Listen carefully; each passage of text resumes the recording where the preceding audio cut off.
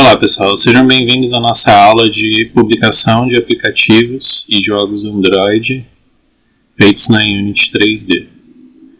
Então, vamos começar primeiro com as configurações necessárias para que você comece a desenvolver dentro do ambiente Unity 3D para Android.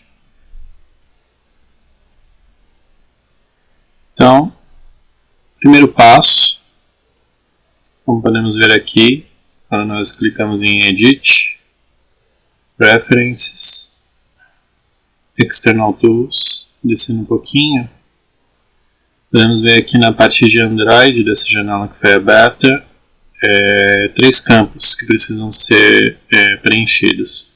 O SDK do Unity, o SDK do Android, o JDK e o NDK. Que eu vou explicar um pouco mais para frente para que serve.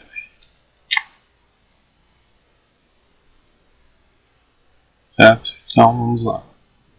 Primeiro passo então, o JDK. Vocês vão baixar aqui no site da Oracle. Se vocês pesquisarem por JDK no Google, ele já vai, o primeiro resultado já vai apontar para essa página aqui. Dentro dessa página de download, temos aqui duas seções.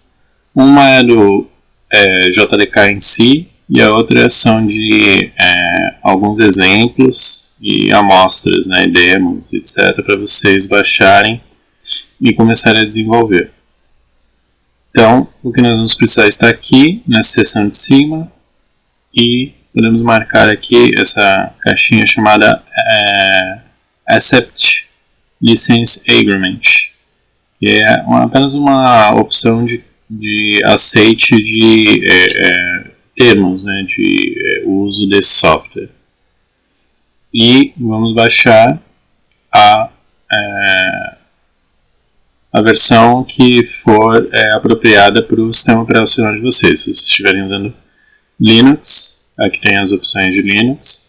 Se estiverem usando Mac, aqui tem o download único para Mac, 64 bits.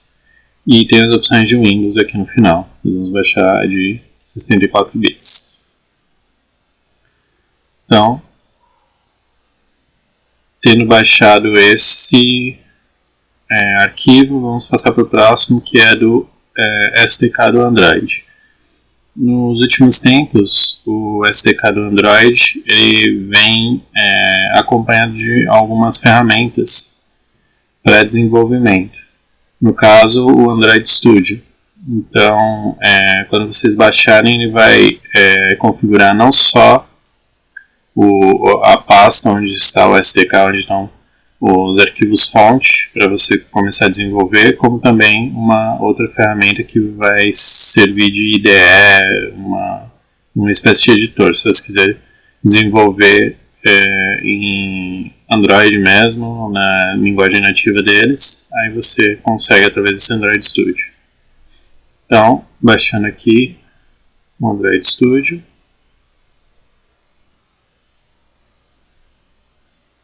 Ele já vem com SDK. Ele até leva você para uma página de instruções com vídeo de como vai ser feita essa instalação. Pode ser uma boa aí para vocês, para a primeira vez que estiverem instalando, assistir esse vídeo, seguir as instruções aqui.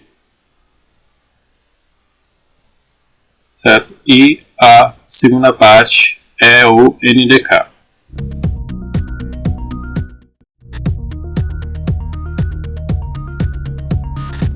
Voltando aqui para Unity, se eu for aqui em Build Settings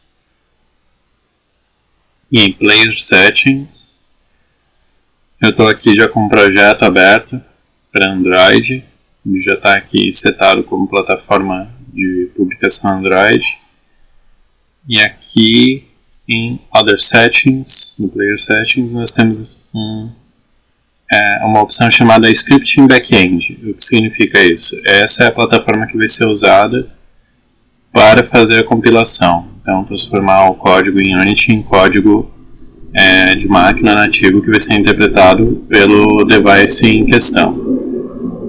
Por padrão, o que é usado é o Mono como script em back-end, mas nas últimas atualizações da Unity foi adicionado o IL2CPP, né, que é IL2CPP. Significa que é um compilador que transforma o código Unity diretamente em C++.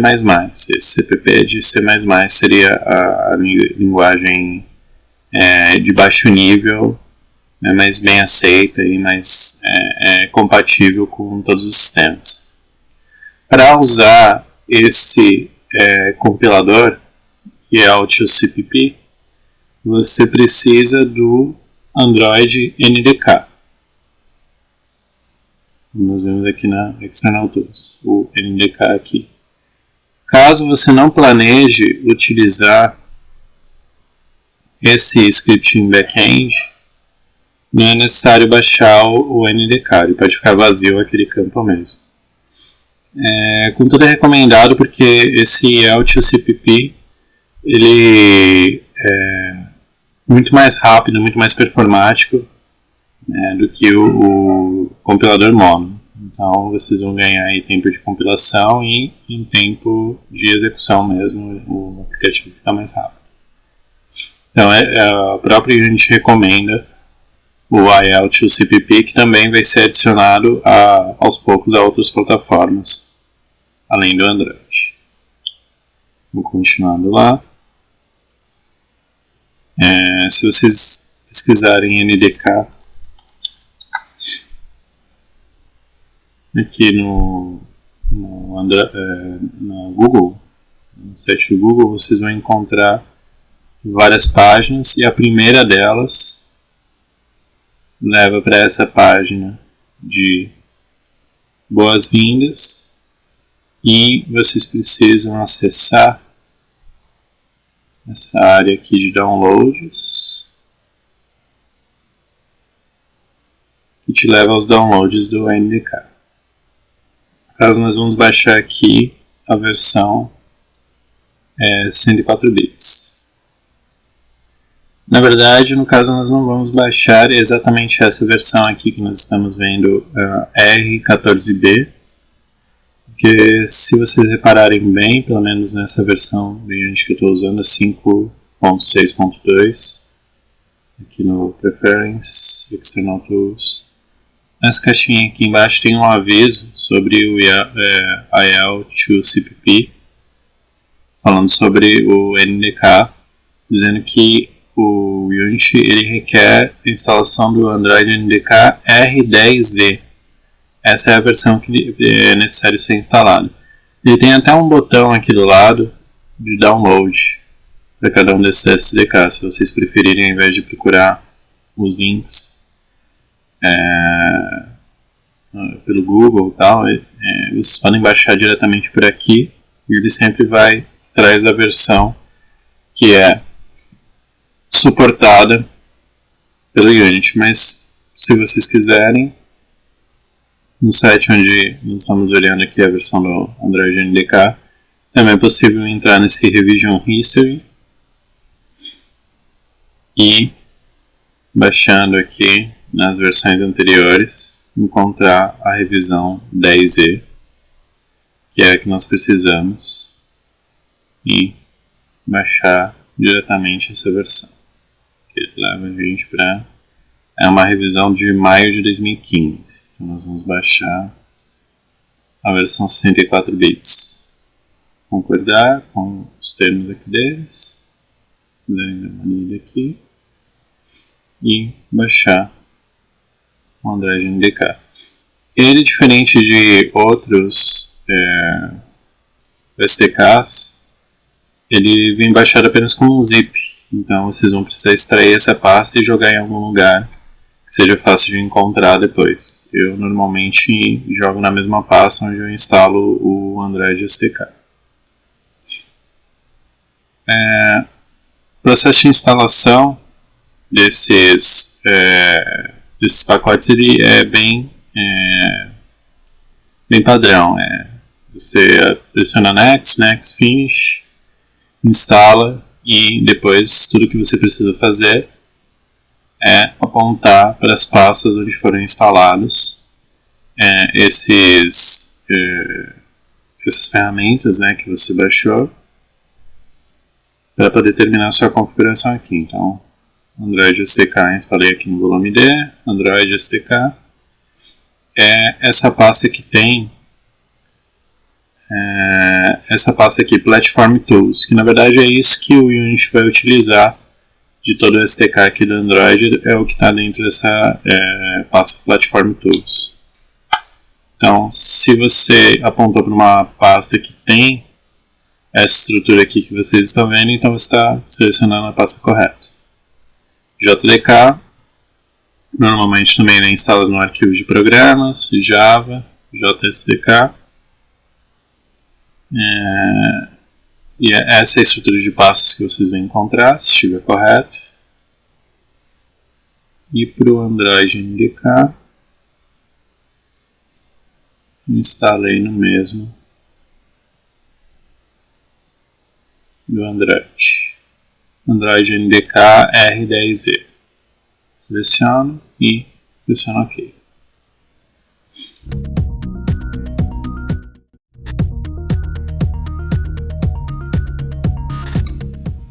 Bom, essa foi a configuração preliminar para começar a desenvolver para Android. Então, vamos verificar se foi configurado de forma correta, tentando compilar agora esse projeto para Android. Então, para compilar esse projeto, nós vamos criar uma cena, vai ser uma cena bem simples. Vamos colocar um cubo aqui em cena, centralizado. Vamos rotacionar um pouco, só para dar perspectiva.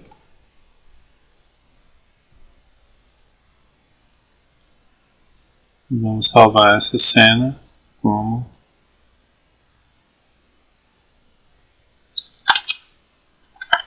cena teste. Salvando a cena, tudo que precisamos fazer é adicionar as cenas em build e pedir a compilação. No caso, eu vou pedir para que ele compile dentro da pasta do próprio projeto onde eu estou trabalhando. Então, dando um nome para ele, projeto teste.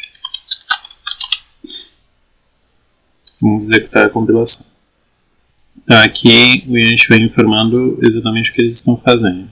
Então ele está buscando lá dentro da pasta de SDK do Android, as ferramentas necessárias para fazer a compilação, e agora ele está compactando o conteúdo desse projeto dentro do formato ali aceito pelo Android, que é o APK.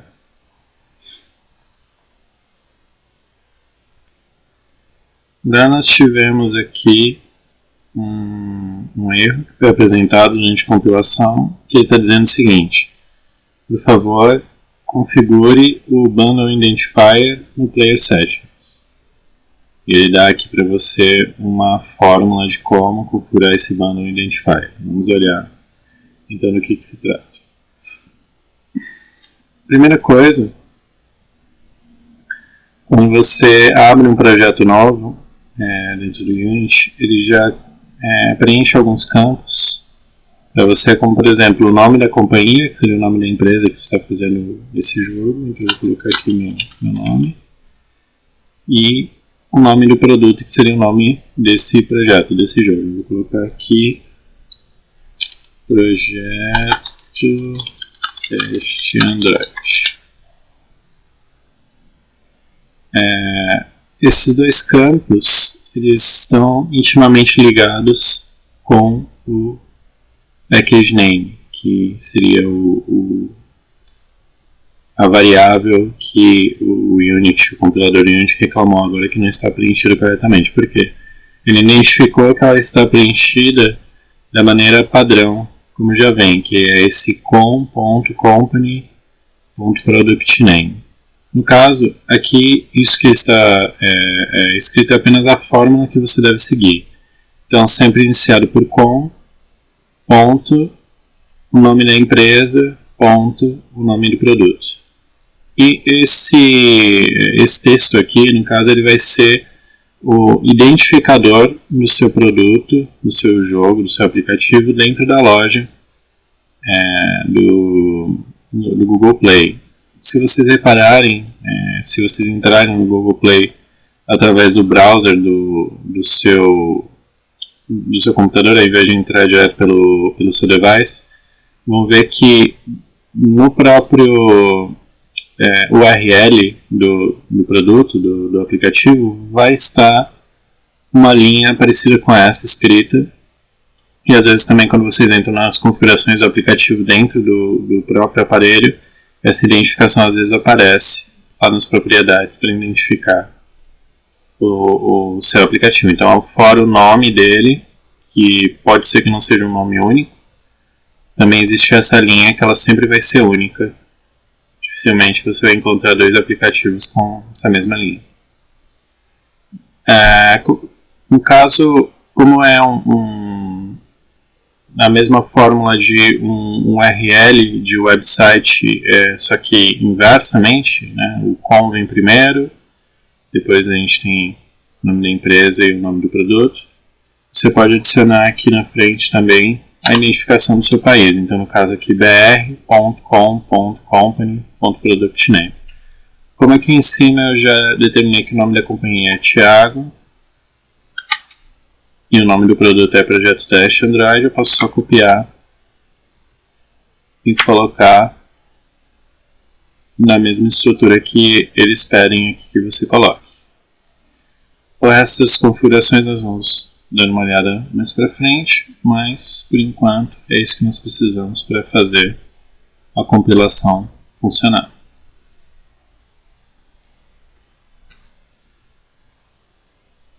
Agora a compilação está indo muito mais rapidamente do que na última tentativa, porque nós eliminamos o erro que estava acontecendo aqui no Player Settings. Então, só mais alguns segundos. Ele termina de fazer a compilação e já abre a pasta onde você vai encontrar o arquivo compilado. No caso, um arquivo do tipo APK, essa é a extensão dele, com o nome que eu escolhi, projeto-teste.apk. Se vocês repararem aqui no tamanho, ele tem 21 megas, mesmo esse sendo um projeto praticamente vazio. Então, é importante ter isso em mente quando vocês estiverem desenvolvendo para Android, que o tamanho de um projeto Unity vazio, ele já tem 21 megas. Então, vocês, se quiserem seguir aí o limite de 100 megas, estipulado pelo Google Play, de tamanho máximo de aplicativos, vocês têm aí uns menos de 80 megas para trabalhar, então é importante tenha isso em mente quando estiver desenvolvendo o seu projeto. Você tem que tomar cuidado com as texturas, com as músicas, com o conteúdo multimídia em si, para que não ultrapasse esses 100 megas. Então, agora o que eu faço com esse arquivo de extensão .pk? Se eu quiser, eu posso copiar ele diretamente para a memória do meu device agora, e rodando esse arquivo dentro do meu device, eu consigo instalar ele diretamente. Isso para fazer o desenvolvimento, fazer o teste dentro do próprio device. Existe a opção aqui também chamada Build and Run, que faz com que esse APK ele seja compilado e ele já seja instalado diretamente em qualquer aparelho que estiver ligado na minha porta USB, qualquer aparelho Android que o Unity identificar como sendo um aparelho de desenvolvimento. Então você tem essa opção também para poder instalar diretamente. Fora isso, o APK ele também é usado para publicação na própria loja Google Play. Eu vou demonstrar isso para vocês um pouco mais para frente.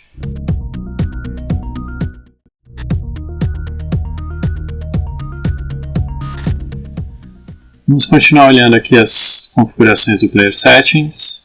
Tem algumas coisas interessantes aqui para anotar. Então, aqui na parte de Resolution and Presentation, nós temos o Default Orientation, que é justamente a orientação desse aplicativo. Aqui no caso, ele está marcado como Auto Rotation, então ele vai seguir a rotação do aparelho do usuário para poder girar a tela toda e ficar naquela orientação, mas vocês podem também delimitar como sendo uma dessas orientações fixas aqui, que seria o Portrait, que é retrato, retrato de cabeça para baixo, paisagem virada à direita e paisagem virada à esquerda. Quando eles falam sobre paisagem virada à direita, é o topo do celular ou do tablet que estaria virado para a direita, então ele está deitado para a direita. E o Landscape Left, mesma coisa, só aqui para a esquerda. E o Auto Rotation, se vocês quiserem que o usuário possa rotacionar livremente. Também dentro do Auto Rotation existem essas opções que você pode determinar quais são as orientações suportadas dentro do Auto Rotation. Então, se por exemplo eu tenho um aplicativo que ele funciona apenas em modo retrato, não funciona em modo paisagem, eu posso desmarcar as duas opções paisagem, agora ele funciona nas duas opções retrato, tanto de um lado como de cabeça para baixo. Também ele vai funcionar. Temos aqui algumas outras opções, como esse 32 bits buffer, que é uma opção de buffer de cores, que faz com que ele crie uma cópia de uma coleção de cores, 32 bits, que ele vai usar uma paleta de cores a mais para poder desenhar as cores. Ele diz aqui para você deixar a sua opção marcada apenas se você tiver problemas de banding, que são aquelas divisórias bem nítidas de cores, senão há opções de implicações na performance do seu aplicativo. Então eu vou deixar desmarcado aqui. Aqui nós podemos determinar o aparecimento de símbolo de loading. Caso aqui pode ser um símbolo de loading grande, inversed large, que significaria que ele é grande, mas ele vai estar disposto na parte direita da tela em vez da parte esquerda. Pequeno e inversed small. Dentro de ícones, vocês veem que essa parte de ícones ele está aqui desabilitado, eu não posso selecionar esses ícones, porque ele tem essa opção Override for Android. Significa o quê? Que por padrão ele vai seguir o campo de ícones principal que está aqui em cima, que ele serve para todas as plataformas que você vai rodar o seu projeto. Então, passando o ícone para cá, a gente não tem nenhuma imagem aqui, mas vou colocar essa imagem padrão, por exemplo.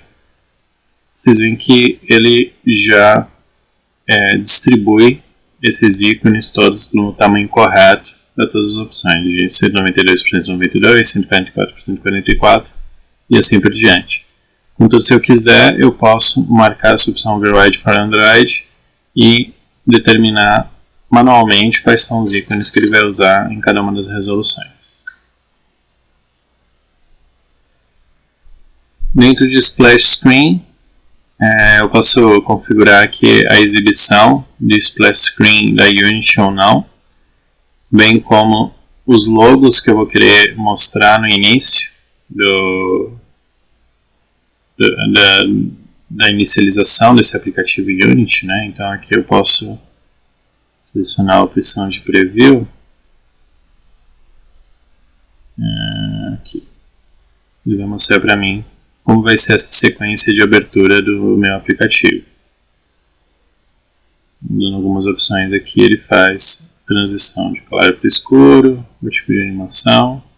Aqui é uma animação estática, aqui é animação de tipo dolly, e uma animação customizada que vocês mesmos podem construir aí dentro do editor. E aqui são os logos a mais que eu posso adicionar. Eu vou colocar esse logo aqui no checkmark. Vamos ver o que ele exibe aqui para mim. Então ele vai exibir. Deixa eu aqui que está um pouco difícil de ver, então vou colocar esse sprite aqui. Ele vai exibir o meu sprite, que pode ser o meu logo aqui em cima, e na parte de baixo só pequenininho o feito com Unity. Se eu não quiser que o logo do Unity apareça, eu posso desmarcar essa opção aqui, e agora ele aparece só o meu logo aí na apresentação. Essa opção ela só vai estar habilitada nas versões pagas do Unity. Caso a versão Plus e a versão Pro são você pode adquirir por assinatura, pagando por mês. Então, partindo agora para as outras opções. Nós temos algumas opções gráficas, nós não vamos mexer muito nelas, mas tem opções de espaço de cor, que tipo de API gráfica vai ser usada. Se você desmarcar, ele vai mostrar todas as disponíveis e você pode tirar ou adicionar. Vamos deixar que ele selecione automaticamente. Esse multithread rendering vai fazer com que o aplicativo Unity use a capacidade de vários processadores dentro do aparelho para poder fazer a renderização do conteúdo 3D. E se o aparelho tiver, o aparelho em questão tiver múltiplos processadores. Static Batching e Dynamic Batching vão fazer com que os modelos 3D que compartilham materiais sejam todos renderizados no mesmo pedido pela placa de vídeo, economizando assim processamento, no caso da GPU do aparelho. E algumas outras opções aqui de realidade virtual, coisas que nós não vamos ver por enquanto. Aqui em Identification, nós temos aqui o Package Name, que já definimos no último passo. Nós temos também a versão, que o sistema de versionamento normalmente é utilizando aquela regrinha de 3 pontos, né? Então, o primeiro número denota versões grandes, né? Versões completas daquele seu projeto. O segundo número são mudanças ou adições de características para o seu projeto, e o terceiro é apenas para correções de bug.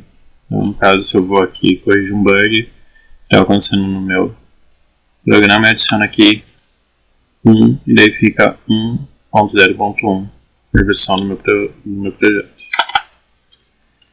O Bundle Version Code vai ser uma combinação de números que vai denotar qual é aquela versão do seu APK quando você subir para a loja.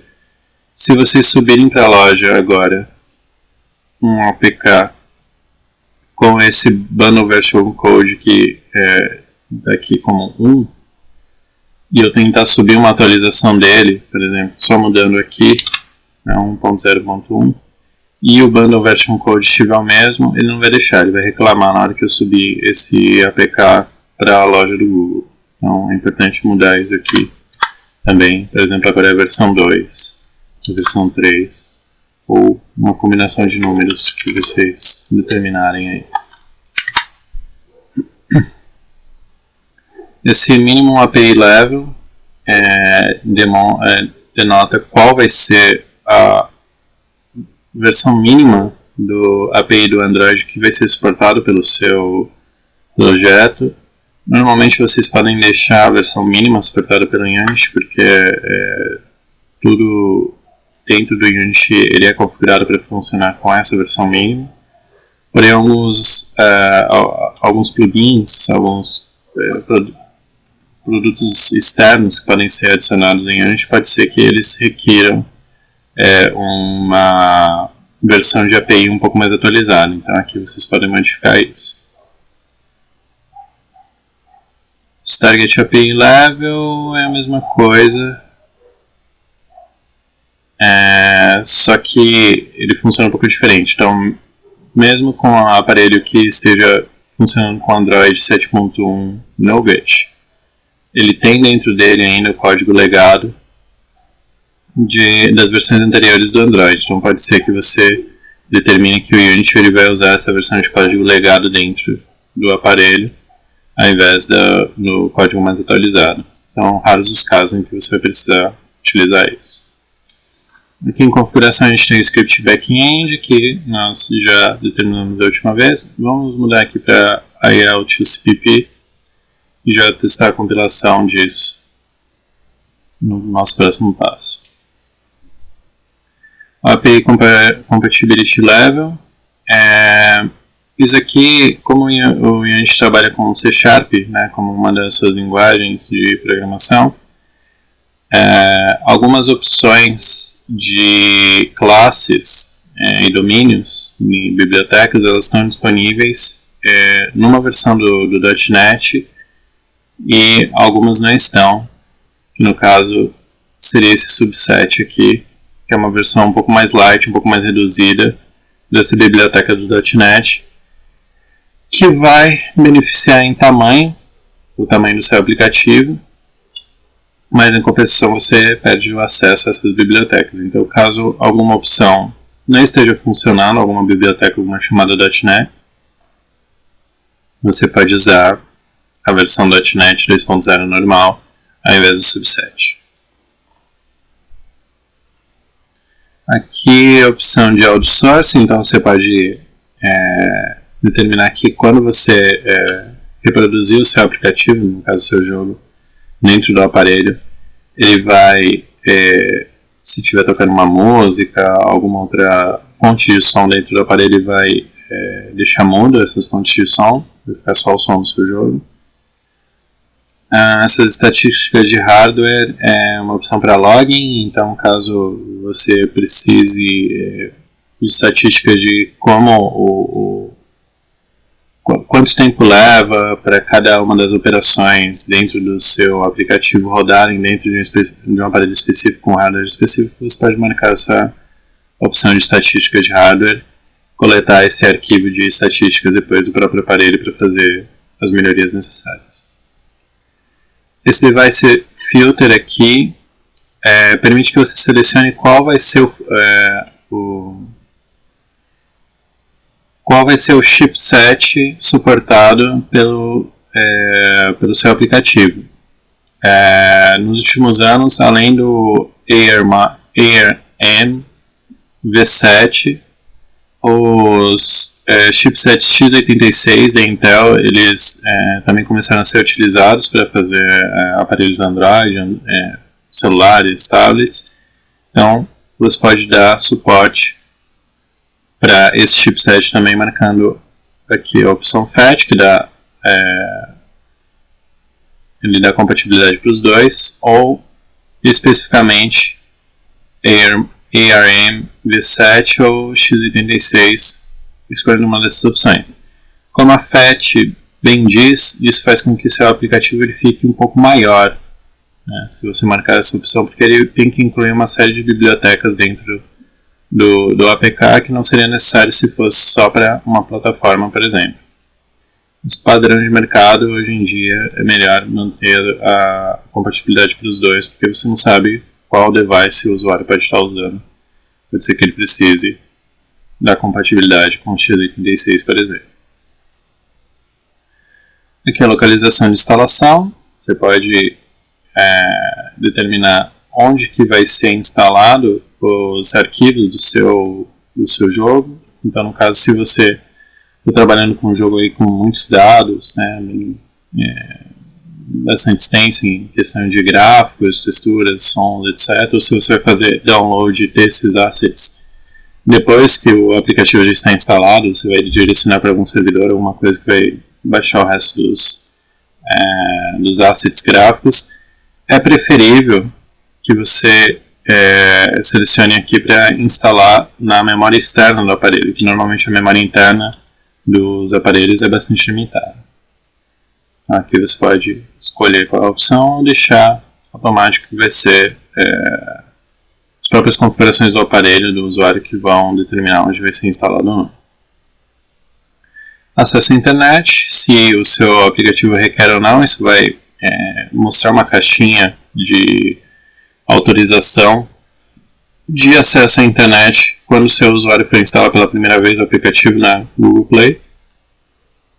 Isso aqui, normalmente, quando você já faz o código dentro do Unity, mostrando que vai ter acesso à internet, etc., já automaticamente ele já vai exibir isso para o usuário quando ele for instalar o aplicativo, mas caso isso não aconteça, você pode marcar como requer para que essa caixa seja exibida e o usuário possa fazer a escolha ou não se ele quer usar esse aplicativo.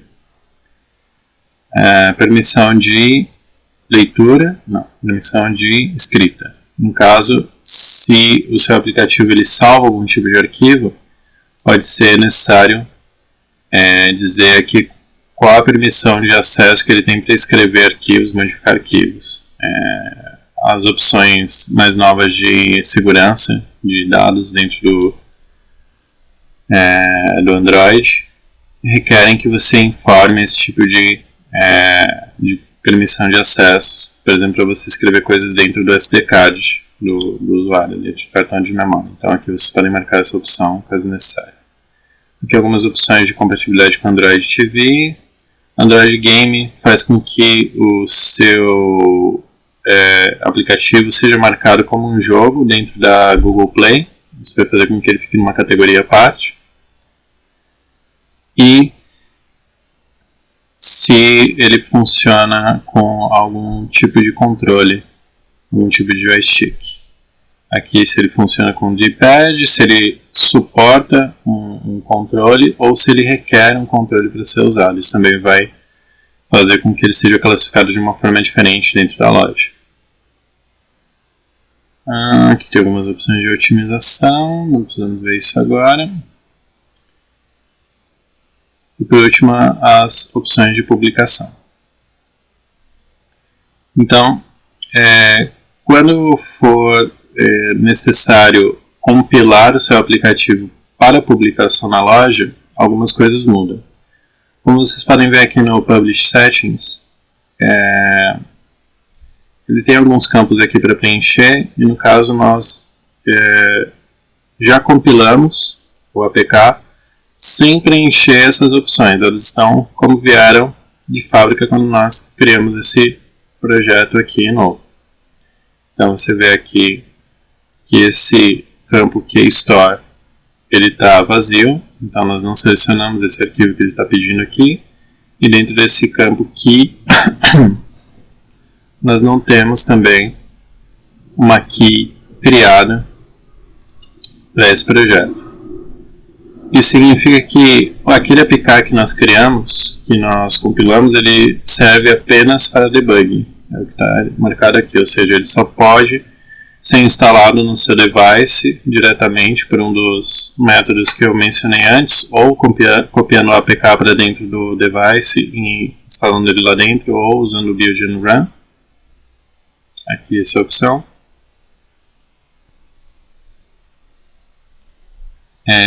Ele serve para esse fim, mas ele não serve para a publicação na loja. Se vocês tentarem subir esse APK agora do jeito que está na loja, ele não vai ser aceito.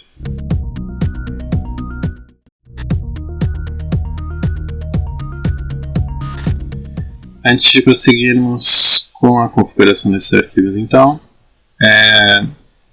para ser possível publicar algum aplicativo na loja, existe um sistema de subscription, né, de assinatura do programa de desenvolvedor do Google.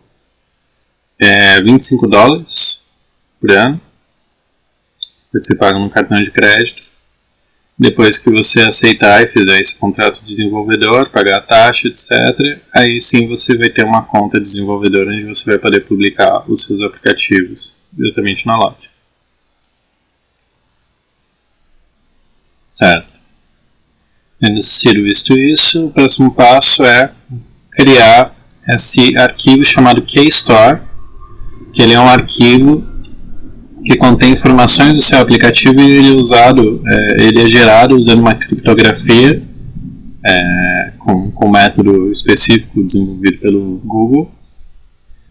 E essa chave criptografada que vai ser criada, ela vai se tornar a assinatura do seu aplicativo. Então, vamos começar aqui criando. Primeiro essa opção, Use Existing Keystore, vocês vão marcar a opção Create a New Keystore, ao invés dela. A gente criar um novo arquivo de Keystore.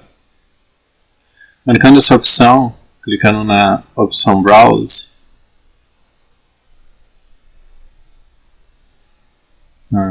ele vai direcionar vocês para essa pasta, seria a pasta de projeto, mas vocês podem escolher qualquer pasta que quiserem, e você vai poder nomear esse arquivo de Keystore com o nome que você quiser. Então, no caso, vou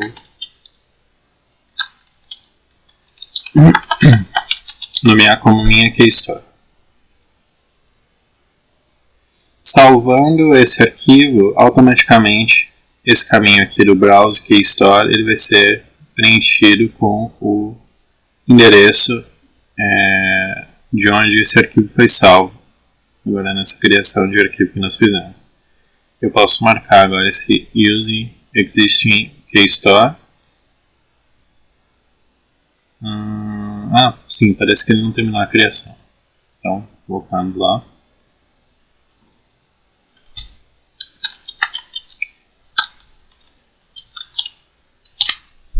Preciso terminar todo o processo para que ele realmente salve de fato o arquivo lá dentro. Então, é necessário você preencher aqui esses campos de senha. Então, esse arquivo ele tem uma senha para ser acessado.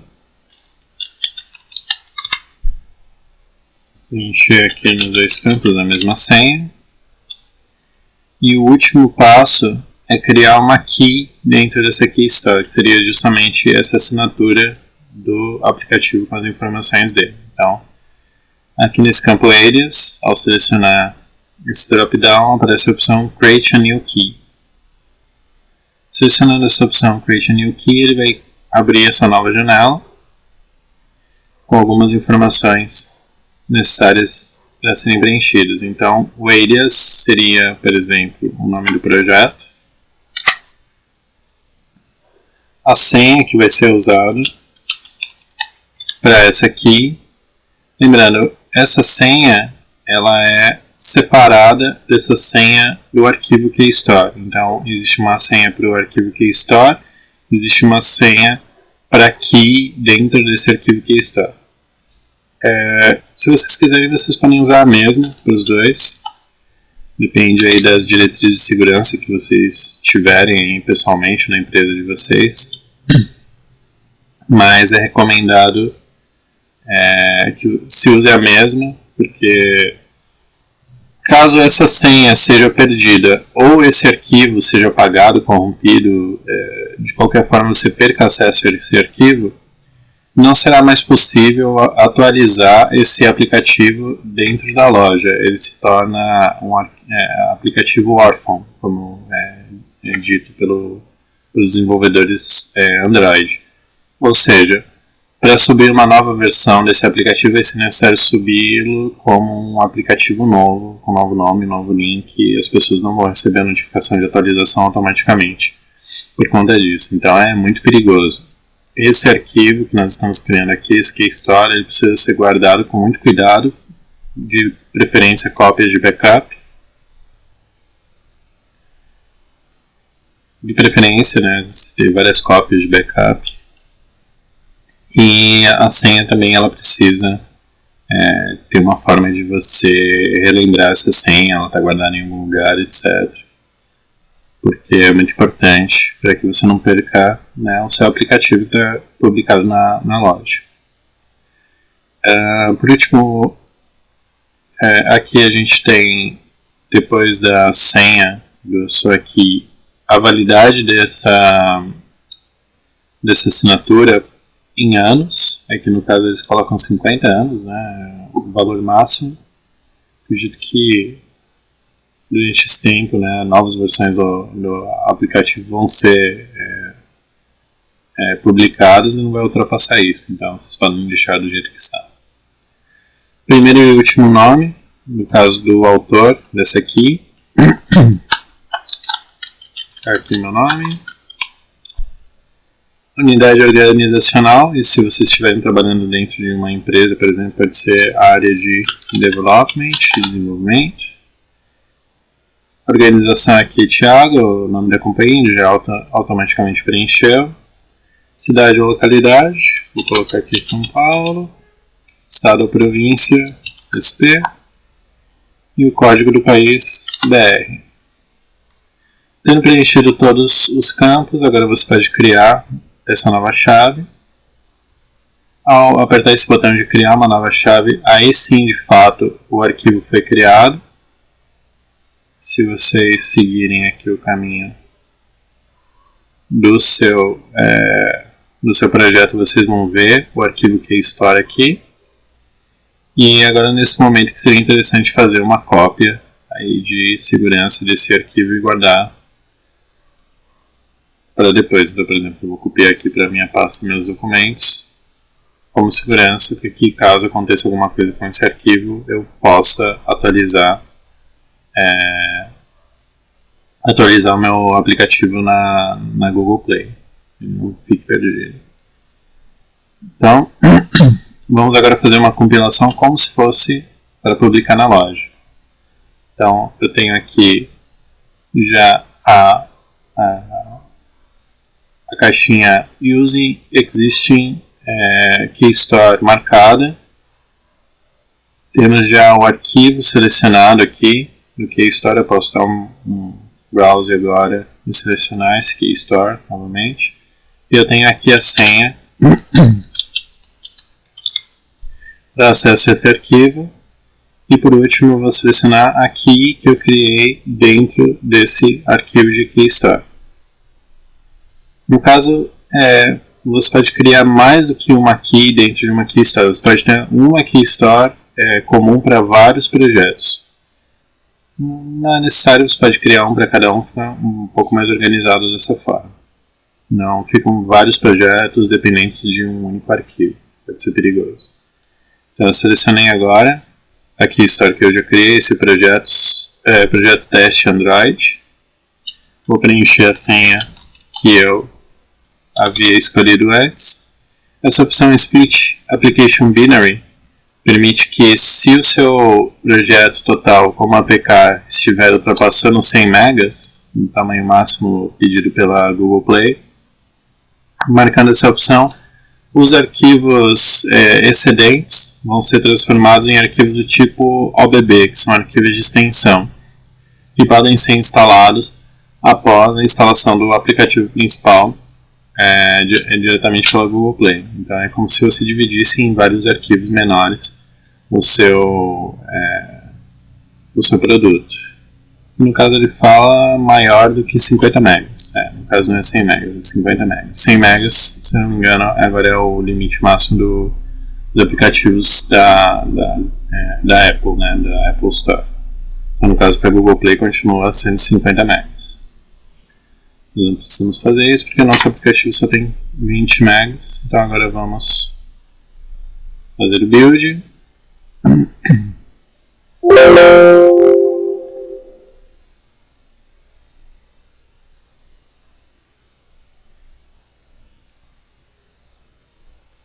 Agora eu estou usando o compilador nativo EL2CPP. Então ele vai transformar esse código todo em código C++. E vai fazer a compilação normalmente como nós estamos acostumados. Pronto, agora com a compilação terminada, já com o aplicativo assinado pelo nosso arquivo de KStore, nós podemos subir e publicar esse arquivo do tipo APK diretamente na Apple Store. Desculpe, na Google Play Store.